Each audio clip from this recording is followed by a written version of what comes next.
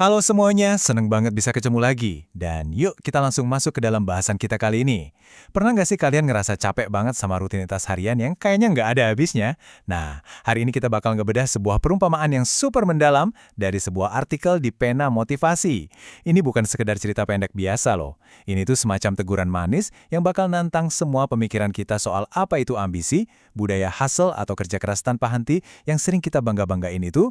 Jadi siap-siap ya, karena cerita ini benar-benar bisa ngubah cara pandang kita soal gimana sih seharusnya kita ngehabisin waktu di dunia ini. Kita mulai ceritanya langsung dengan sebuah tantangan yang nyaris mustahil. Coba bayangin situasi ini. Ada seorang kaisar yang sangat berkuasa dan dia ngasih tawaran yang benar-benar gila ke salah satu penunggang kudanya. Sang kaisar bilang gini, kalau dia bisa naik kuda dan ngejelajahin daerah sejauh apapun, semua tanah yang berhasil dia lewatin itu bakal jadi miliknya seutuhnya. Bayangin betapa menggiurkannya tawaran ini. Cuma modal seekor kuda dan tekad yang kuat, kamu bisa punya tanah seluas yang sanggup kamu lewatin. Jelas dong, buat si penunggang kuda ini tuh kesempatan emas yang cuma datang sekali seumur hidup. Terus apa yang terjadi selanjutnya? Nggak pakai mikir dua kali, si penunggang kuda ini langsung lompat ke atas pelananya. Dia melesat secepat mungkin. Pokoknya dia pengen ngejelajahin tanah seluas-luasnya hari itu juga. Dia terus pacu kudanya tanpa ampun, lari secepat kilat. Logikanya udah benar-benar ketutup sama ambisi. Pas perutnya mulai keroncongan minta makan, dia cuekin. Pas badannya mulai kerasa remuk dan capek luar biasa, dia nolak buat berhenti. Dia paksain terus dirinya. Dia paksain kudanya. Pokoknya dia terjang terus sampai ke batas maksimal kemampuannya, benar-benar ngabain rasa sakit cuma demi dapatin wilayah yang lebih luas dan lebih luas lagi. Tapi, ya gimana ya, tubuh manusia itu kan ada batasnya. Akhirnya dia emang sampai di titik yang jauh banget. Dia berhasil ngeklaim daerah yang luar biasa luas. Tapi coba lihat kondisinya. Dia ambruk. Dia udah maksa dirinya terlalu jauh, ngelewatin batas ekstrem yang bisa ditanggung sama badan siapapun.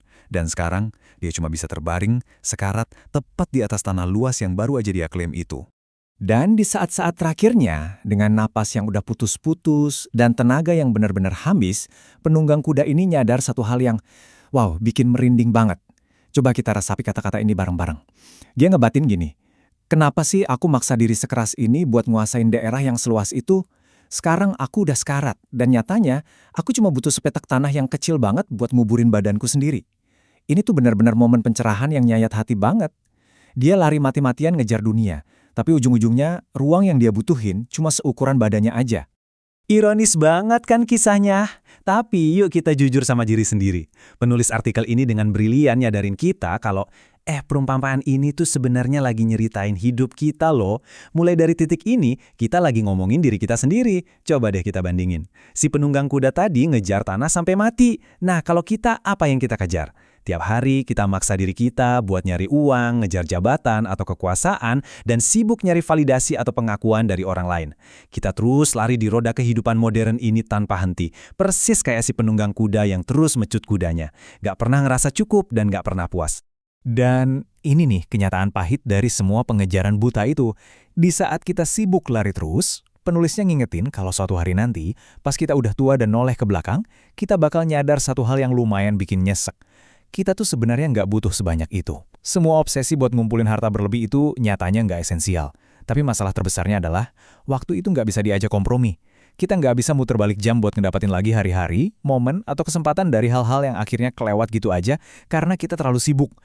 Jadi poin utamanya di sini adalah harga yang harus kita bayar dari ambisi kita yang nggak ada matinya itu.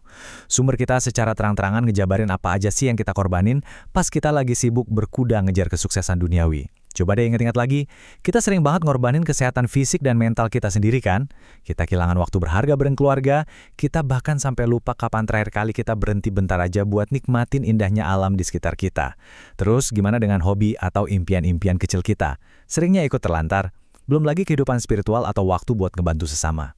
Intinya kita tuh sering banget nuker hal-hal yang sangat berharga dan gak tergantikan ini demi sesuatu yang sifatnya cuma sementara. Nah, pemikiran ini ngebawa kita ke satu realita yang cukup nampar tapi sekaligus jadi peringatan penting.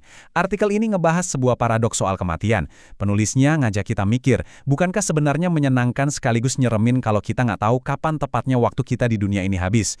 Coba bayangin, kalau kalian tahu persis tanggal berapa kalian bakal meninggal. Serem kan? Tapi ya itulah kenyataannya, kita nggak ada yang tahu. Nggak ada satupun dari kita yang tahu kapan kuda kita bakal berhenti lari untuk selamanya. Ketidaktahuan inilah yang bikin hidup itu jadi misteri yang seru, tapi di saat yang sama, ini tuh alarm paling keras supaya kita nggak nunda-nunda buat bahagia hari ini. Yuk, coba kita bikin simulasi kecil di garis waktu hidup kalian sendiri. Penulisnya minta kita buat bener-bener stop bentar dari kesibukan kita dan mikirin hal ini. Apa yang bakal kalian lakuin kalau ternyata kalian meninggal besok?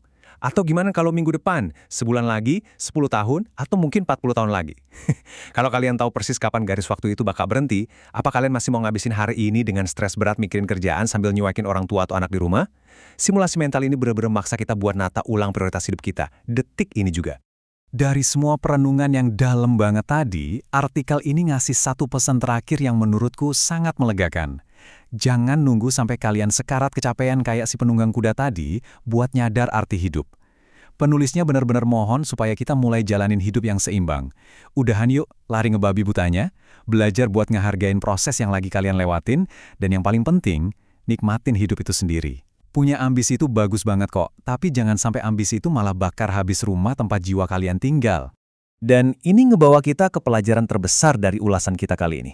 Pada akhirnya, setelah semua debu dari pacuan kuda tadi reda, ada satu tugas penting buat kita semua. Pertanyaan ini pengen aku ajuin langsung ke kalian. Udahkah kalian nemuin apa sih yang paling penting dalam hidup kalian? Apa yang benar-benar berharga buat kalian saat ini? Aku pengen kalian simpan pertanyaan ini di hati, dan biarin itu jadi kompas buat langkah kalian ke depan. Jangan sampai kita lari terlalu jauh, ngabisin napas cuma buat nyadar kalau hal yang kita cari-cari dari tadi sebenarnya udah ada di garis start. Makasih ya, udah nemenin ngobrol di bahasan yang lumayan bikin mikir ini.